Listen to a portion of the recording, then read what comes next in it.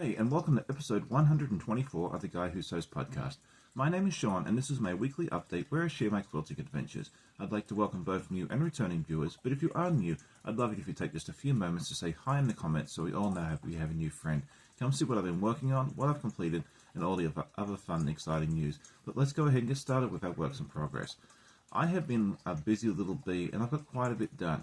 It's mostly on one project, but I'm really happy with this. So the main thing I've been working on this week is my t-shirt quilt, which needs to be done and presented to its recipient this week. So, nothing like pressure, right? But it's turned out really nice. Everything is together, the quilt top, and I've quilted the majority of it so far. I'm just going to show you a little bit of it, and then I'll show a photo of the quilt top in just a moment. But I'm just doing a simple stitch in the ditch, because I prefer to do it that way, because I like the focus to be on the t-shirt panels themselves and not my quilting, because that's what the recipients normally care about the most. And then the other project I worked on a little bit over the week, or yesterday morning during my live, was the September Cotton Cuts Gnome, and this is what I've gotten done so far, and I'm loving these colors. There's a total of 7 colors in this, and I'll try and show it without them all falling off. And we're just going to do this as a little fun project. I've done a few gnomes before.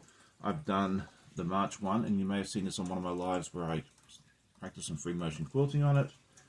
And then I've also done this one as well. I wish I'd made this one and actually finished it so I could hang it outside my front door, but yeah, there's always next year, right? So that's what I've been doing in my works in progress. I have a lot more to share in the episode, so stay tuned for that. But before we go anywhere else, let's go ahead and do our week in review. And if you're new to the channel, this is the series of videos I take during the week, mostly of me sewing, but also of any adventures we get up to, and the doggos as well, so I hope you enjoy.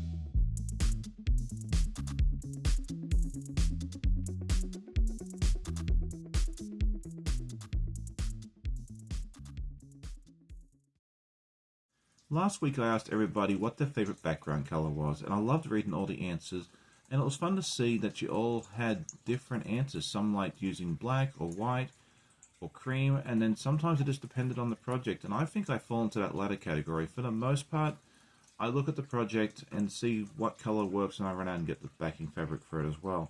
And sometimes I don't have to go get it, right? So I can go make more quilt tops and not have to quilt, right? Well, anyway, that's the lie I tell myself. Anyway, I've been doing this podcast now for about 2.5 years. I've done a lot of different projects, mostly quilt tops, as I just talked about. And I thought today would be a good day to ask which one of these projects has been your favorite so far. Let me know in the comments which one you have enjoyed seeing me make and put together the most. And so this is where I normally tell you about my goals for the week and what I plan on getting done during the week. But I'm going to put a little twist on it this time and tell you about this 3 quilts in 3 weeks challenge that I've set for myself. What is this? It's where I quilt and complete 3 quilts in 3 weeks.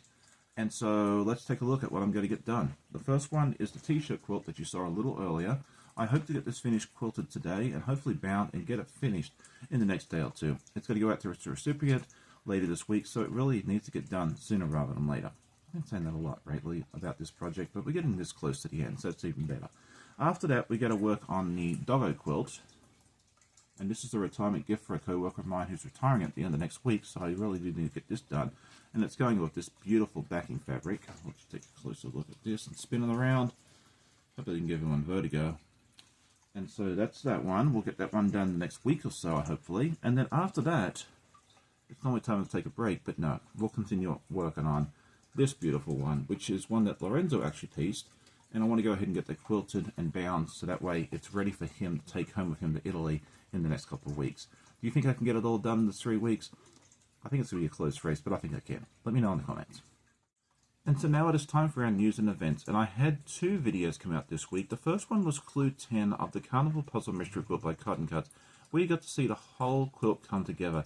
It's a lot of fun. It's a short video. It's about 4 minutes. You get to see the whole thing come together, And I even played around with some different camera angles and that sort of thing there as well, so it made it a little more interesting for you.